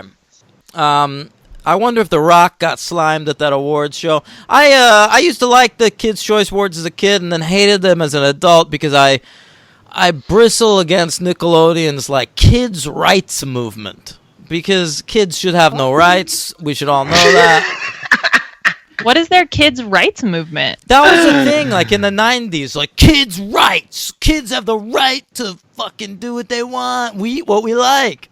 And That's why my parents never let me watch it. They were like, "This kid's gonna rebel if she sees Nickelodeon's kids' rights movement." They and were right. Oh, it all makes sense. They It all kept makes you sense. away from Linda Ellerby, I'll tell you. Yeah. Number 4 at the box office is Jumanji, Welcome to the Jungle. This is how big it is, Henry. It came in just below Wonder Woman. And it made more money than every 2017 Marvel movie. Wow. Yeah. Wow. Mm-hmm. That's ridiculous. Yeah. Jeez. All right. What a hit. People love The Rock. People love Kevin Hart. And people love Jumanji. And they guess still love Jack Black. Well, I think in the right vehicle, sure. Yeah. So do we have a top 10 for 2017? I didn't listen. We just did ours 2 weeks ago. Yes, but we have a guest on. Okay, well, I'm not gonna do mine, but I want to hear. Well, then I Liana's. won't do mine. That's Okay. fine. I won't do mine either. Okay, well, I'm just gonna preface this by saying I saw a total of 4 movies that were made in 2017. All right, let's rank them out. I was pretty big with some of these movies I didn't even like, but they're in my top 4 list because I saw 4 movies. So, Why don't okay. you see movies anymore? Do you have a child? No, I don't have a child. Let's see. What did I do in 2017? Let's see. Got divorced, moved, got my PhD. I was kind of busy. Hang on. You're 27. Yes. Divorced? I am. When I did know. you get married? When I was 23. I'm just I like doing things ahead of my time, and so I was like, well, I gotta get married and divorced before all these bitches out here start having kids. See, so, this yeah. is what I'm saying about Robin Williams and Bonnie Hunt. They couldn't. They were 14. They can't be together. Exactly. It was very much. Maybe that's why I have such resentment for Bonnie Hunt in this movie. I was like, damn it, I followed your path. Sure. And by the way, they make the same mistake in Jumanji: Welcome to the Jungle. I know. Yeah. Good point. Good point. I didn't even think about that. Yeah. Okay, so yes. So my number 4 movie was Wonder Woman. I love it. hated Wonder Woman. Yeah, me too. Okay. I loved it. I hated it. I hated it because it was supposed to be championed as this feminist movement thing. First of all, Wonder Woman is motivated by Chris Pine's character essentially throughout most of the movie. And the only reason she ends up succeeding at the end is because Chris Pine is in danger. So it's like, oh no, a man is in danger. There's an unnecessary sex scene. It was just a disaster, and I hated it. It's a panderer. It's such a panderer. Oh my god, it frustrates me so much, and it is my number 4 movie of 2017. Yep. Okay, the other movie. Box. Yeah. All right. Okay, my number 3 is Star Wars: The Last Jedi. Okay. Saw that. Number 2. Jumanji. Wait. Whoa! You just trashed Wonder Woman. I got to hear this review. Well, okay, because it wasn't as, I guess, like it didn't feel like it was pandering to the whole sexism thing, which I really took offense to in Wonder Woman. It just like really rubbed me the wrong way. Right. I was so bored in The Last Jedi, though. I'm not gonna lie. I was just like, God, when when will this movie be over? It could be 30 or 40 minutes shorter, and I would have been much happier. That's most movies. And frankly, before we get into Jumanji, Welcome to the Jungle, this has a 2-hour runtime. Lop 20 minutes off of this baby. Come on. Oh, yeah. For sure. Yeah, there's a lot that could be cut. That being said, it's in my second slot. Number 2, Welcome to the Jungle. All right, and what's the number 1 movie? Okay, the one like real movie I saw in 2017 was Get Out, and that's my number 1 ranked movie. It was my number 2, and I saw a shit ton, so that's all right. Yeah, that's a great choice. I love that movie. Mm-hmm. Yeah. All right, let's do it. Jumanji, Welcome to the Jungle. Were you waiting for GNR the entire movie? You didn't get it till the closing credits. All right. We got it in the previews that I had to see 1,000 times every time I went to the I never saw a trailer year. for this. Really? Yeah. Oh, yeah, I saw it a lot. All right, we opened back there in 1995. There's this kid wearing a Metallica shirt. He's going to grow up at Colin Hanks at some point. But for now, his dad brings him home a Jumanji board game. He throws it aside. He doesn't like board games. I echo this sentiment. All right. Well, see, this is combating against where, like, oh, kids will just find some old board game and play it. And see, this kid was like, no. Nope. This movie knew. Yeah, that's true. Okay. He opens the box later. Now there's a video game cartridge in there. He pops it in. He begins to play the game. He gets sucked in. Now, it's 2017. All right? Trump is our president. We're in turmoil. Kids are looking for anything to do. How about Jumanji? Okay. So we meet our 4 kids. There's like a nerdy kid who kind of looks like a young Hamish Linklater. Then there's like a ginger girl who's like a little nerdy, a little type A. Then there's a tall black kid who goes by Fridge. Essentially you have the Breakfast Club represented. It occurred to me when I was watching it. I mean, there's not 5 of them, but you have the Molly Ringwald as the blonde girl. That's the hotsy-totsy blonde girl. Yeah, you got the Ali Sheedy character, who would be the redhead. You got the nerd, who would be Anthony Michael Hall. And you got the jock, who would be Emilio Estevez. So you're really just missing the great Judd, what is his name? Judd Nelson. Mm-hmm. Yeah. Now, and they're all in detention. Is that going to be, what's his face?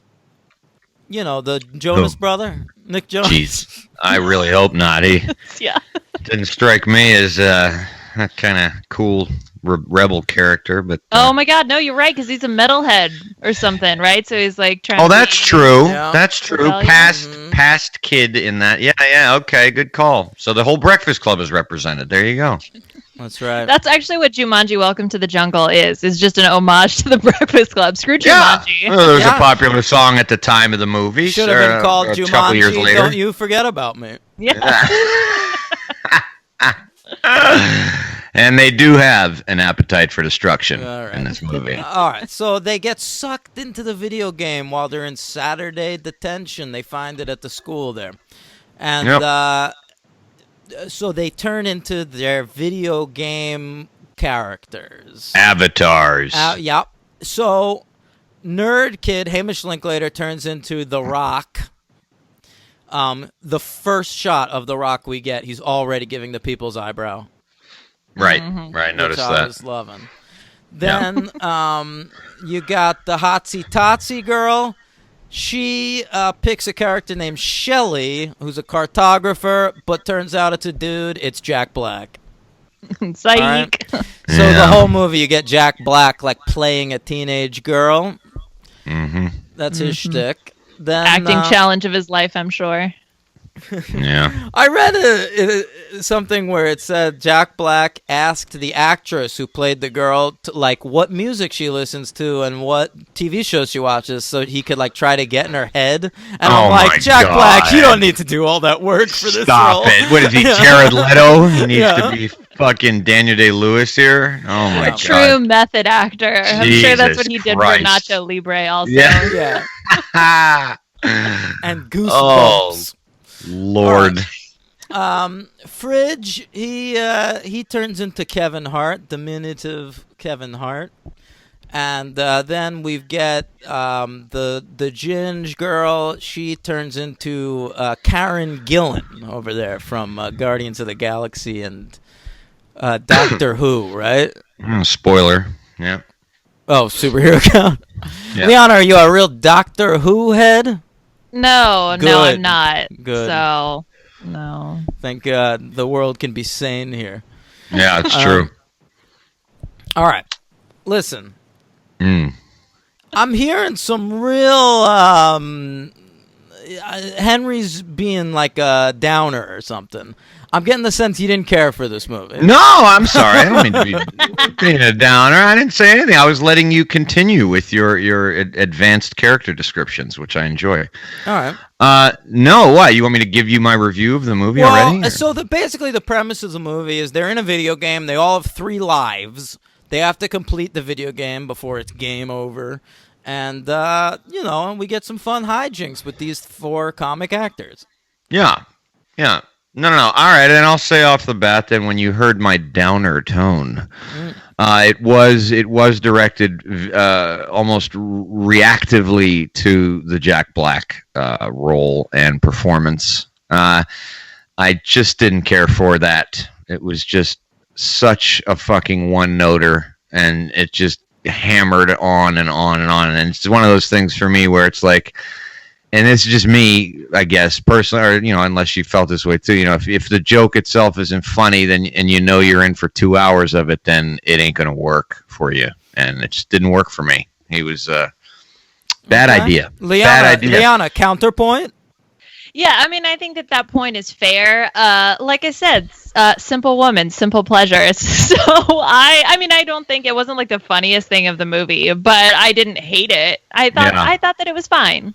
Well, the thing is that I love Jack Black, and it's, you could just put Jack Black in anything and let him be Jack Black, and it's fine, it's cool, and instead they did this kind of thing, and I just don't see the need, I don't get the purpose of it. Jack Black can be Jack Black in a movie where Jack Black is the star, but Jack Black tends to get swallowed up in an ensemble. It's why, like Tropic Thunder. It's why no one thinks of Tropic Thunder. Remember that great Jack Black movie? No one Very thinks true. that. That's So true. To me, you have him playing a character in this movie. It was something a little bit different for Jack Black, so it made me laugh consistently enough. Really? Yeah.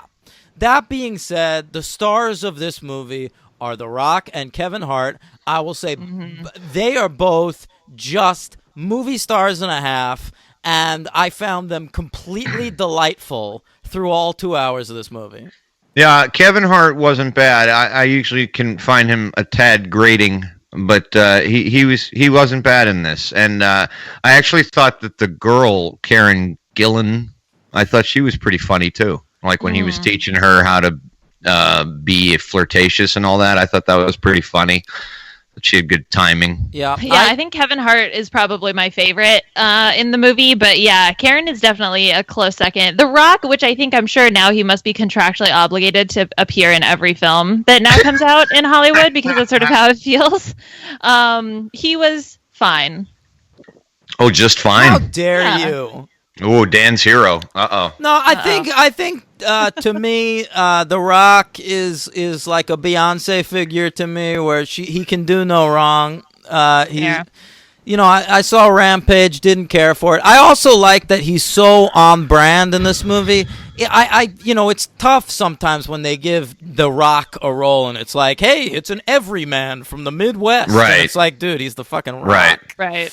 In Right. this, at least, he's supposed to be like a video game action hero. Yeah, no, it was funny. Yeah, that shit worked for me. I like The Rock. Like I saw Rampage, gang, and he's playing a zoologist in that movie. Get out of here. They just give him glasses, right? That's how you're supposed to do Not it. even. Right. They give him like a button-down shirt. They don't even cover up his giant Samoan pec tattoo. I like The Rock. I never really gave a shit about him before, but I think it was when what did we do? We covered the Fast and the Furious. Sure. Yeah, and I could see the appeal and the charm. He's very funny. Henry, and I got bad news about Fast and the Furious. You know that guy we like who's been the writer since the third one? Vaguely, yes. Remember, we were like, as long as this guy's writing them, they'll be Oh, great. okay. What happened? He died? No, he's not writing the new one. Oh, okay. All right, that's tragic. I'm worried about our family. Yeah. Family's everything. Yeah.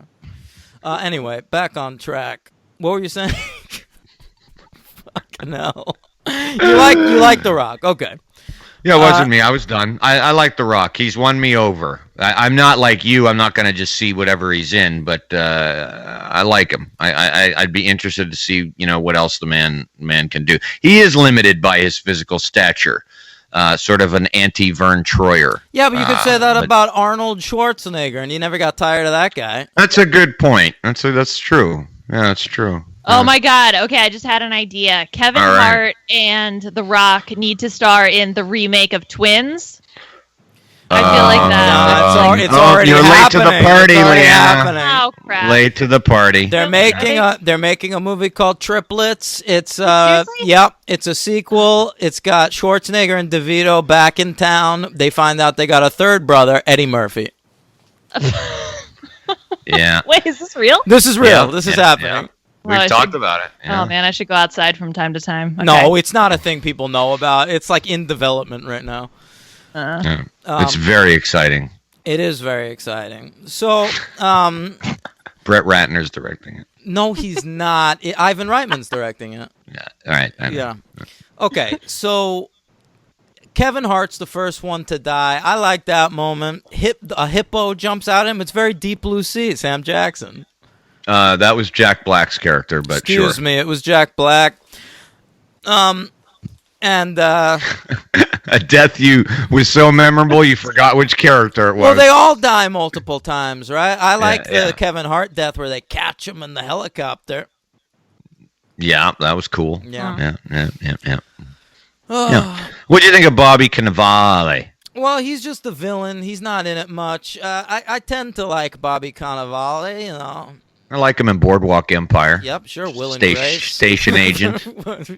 I mean, yeah, Vinyl. What do I I watched actually that. like Bobby Cannavale in? Yeah. Well, I just said Boardwalk Empire and Station Agent yeah. are things. He was pretty funny in his minor role in I, Tonya. He was good in a Woody Allen movie once. I remember that. Oh, was that Blue Jasmine? Might have been. Yeah. Anyway. Yeah, I know he guest stars in Master of None, or he plays the Oh, that's the right, guy, Chef I think, Jeff. right? Yeah. Yeah. He was on this past season of Mr. Robot too. Never gets old. Ever. 10 years and counting. Whatever. All right. Yeah. No, I love it. Yeah. Cannavale. Who Cannavale. else is in this movie? Hey, and you know what? Here's what I didn't get about the Cannavale character. They refer to him as Van Pelt. Oh, did they say that? Yeah, is he playing the same character? Oh, I didn't catch that. Because I don't really remember that fucking Jerry Lewis character, being made out of fucking millipedes or whatever the hell. Well, it's been a long time. Continuity. The It's been a continuity. The continuity. long time, yeah. In the game, remember, like 20 years have passed or They something. make an so. attempt at continuity, though. Remember when they find Nick Jonas? He's like living in, where Robin Williams used to live. Mm-hmm. Oh, It that's says, right. Alan Parrish was here or whatever. How about that? Sorry, go ahead. Well, Jumanji seems to be some sort of sentient being kind of thing, right? Because it like morphs into a video game. I just like to think that it's been around for all eternity. Like, I don't know, maybe it started as a hula hoop and then it became a board game and now it's a video game. So it like changes its story each time, I think. It's like the trickster god Loki keeps planting it places. Right. Like, Yes. and when the kid picks it up and is like, I don't like board games, Loki is like, ooh, then I'll make it a video game.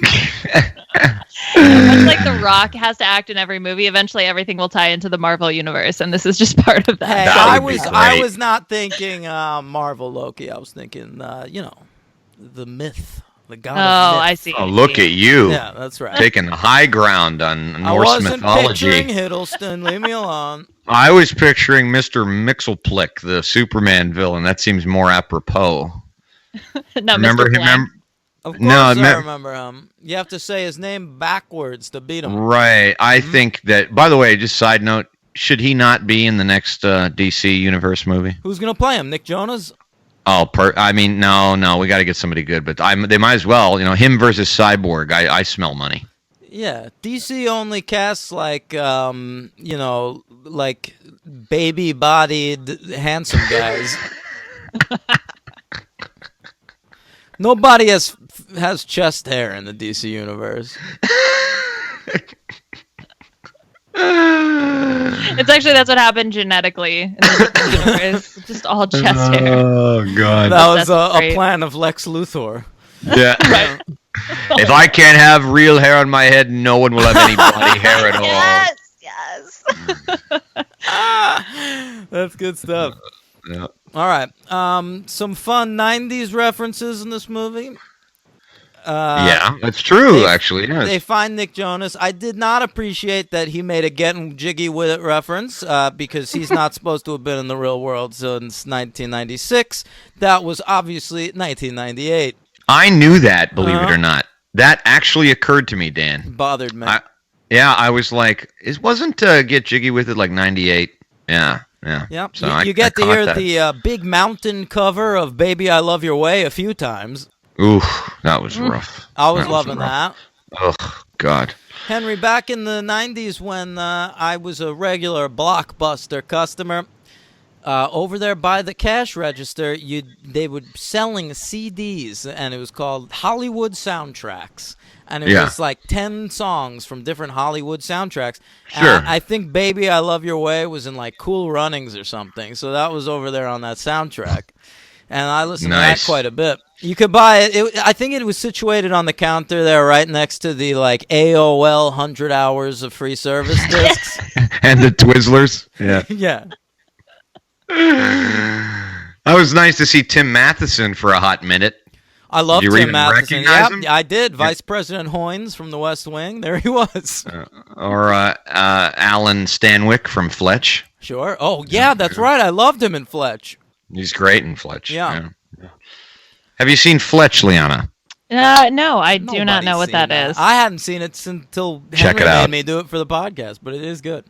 Check it out. Okay, all right, I'll write it down right next to what was the movie, Zathura or whatever? Yeah. Yes. Gotta see Yeah. Zathura. Yeah. Well, Okay. Fletch probably a little more. A lot of action in this movie. We're trying to do comedy action. I think it worked most of the time, but I did feel like you feel the length of this movie. It's long. It's long, It's man. really, really long. Yeah. Honestly, after the helicopter sequence, like when they're just like battling Cannavale's forces, I'm like waiting for this thing to be over. Yeah. Yeah, I agree. Well, I remember seeing it in the theaters, and I remember not thinking that it was that long.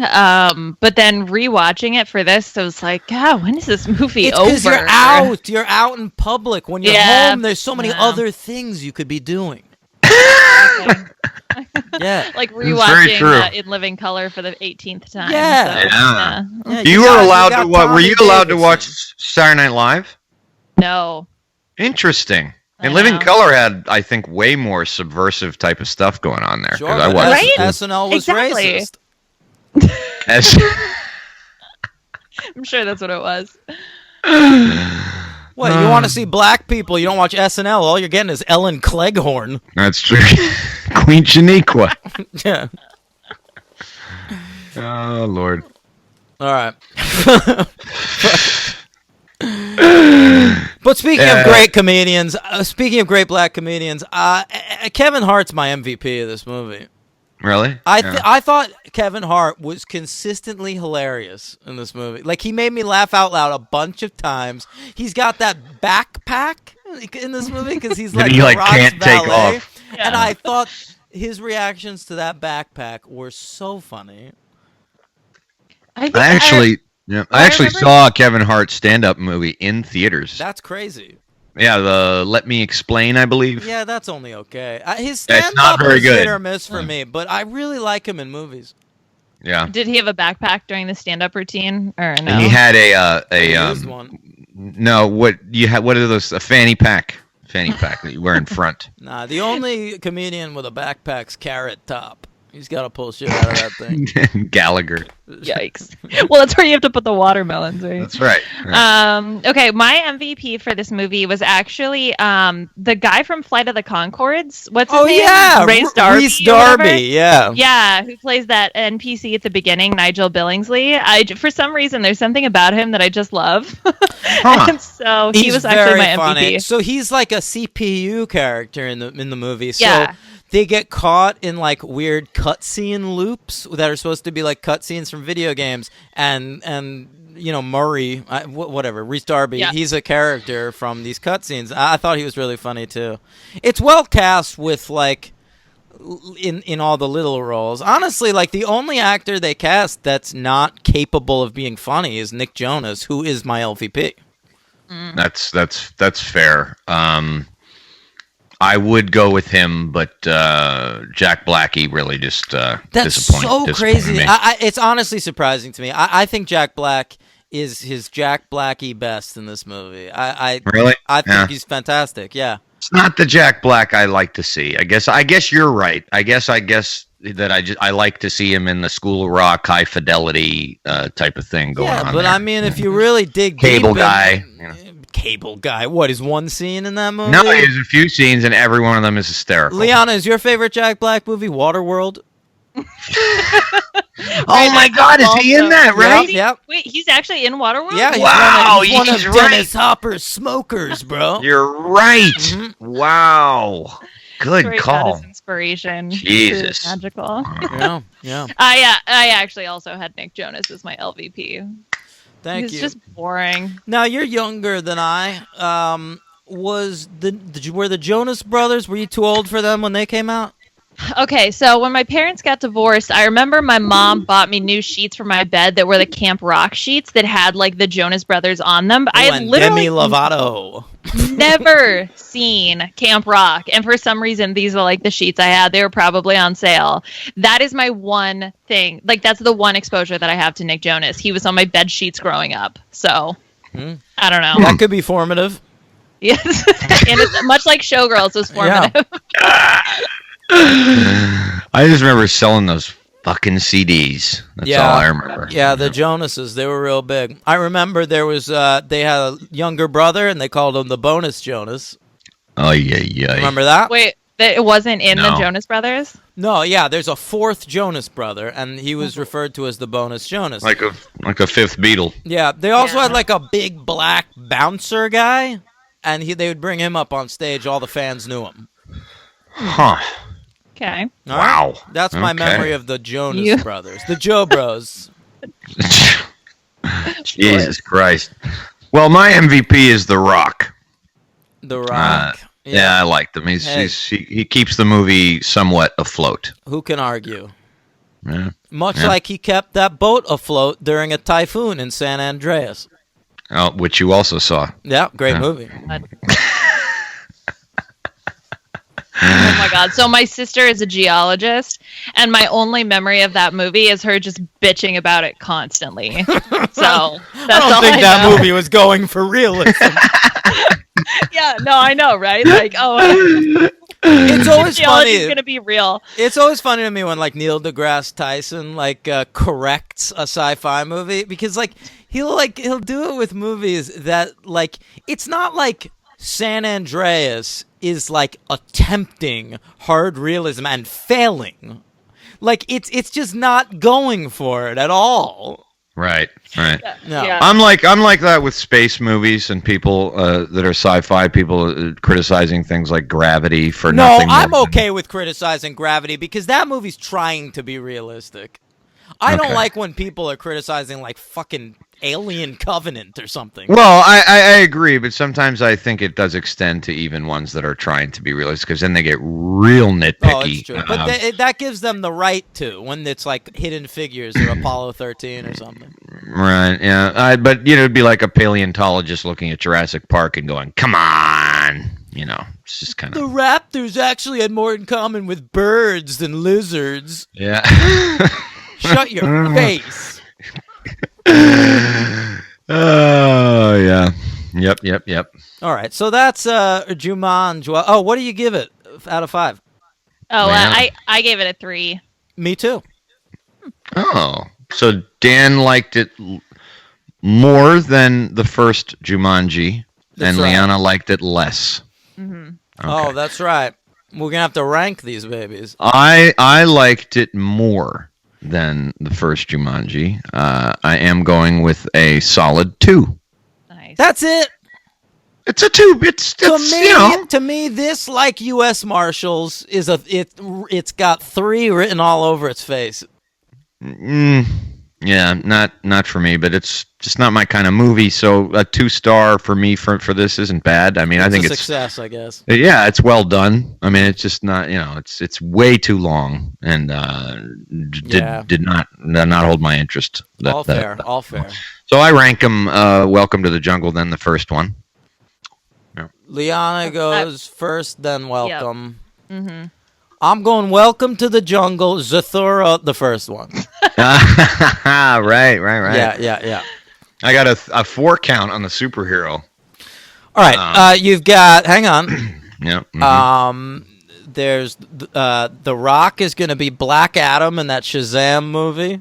I missed that. Okay.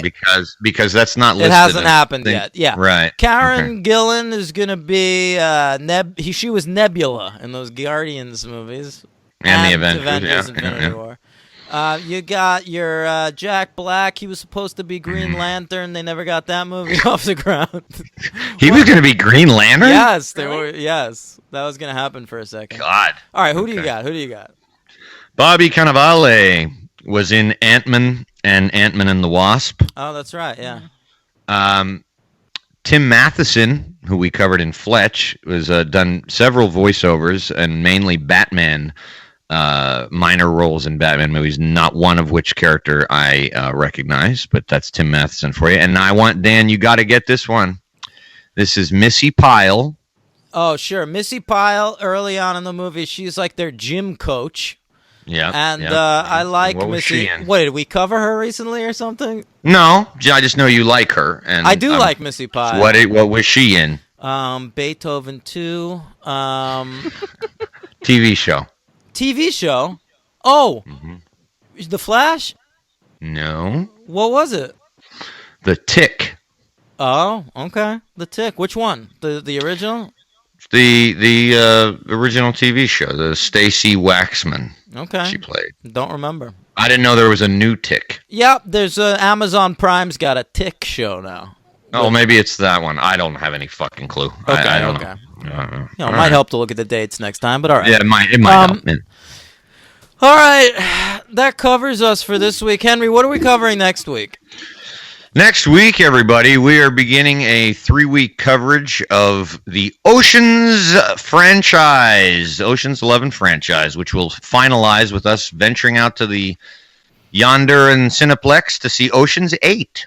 So next week we'll be doing the original Ocean's 11 from 1960, starring the Rat Pack, which I've never seen. It's boring. Boring. And the remake, Steven Soderbergh World. Yeah. This will be our first Steven Soderbergh coverage. Yeah, right? we could talk about his movies a lot. Yeah, yeah. So that's next week, and then the following week will be 12 and 13, and then just 8. Yeah. All right. Maybe a franchise update.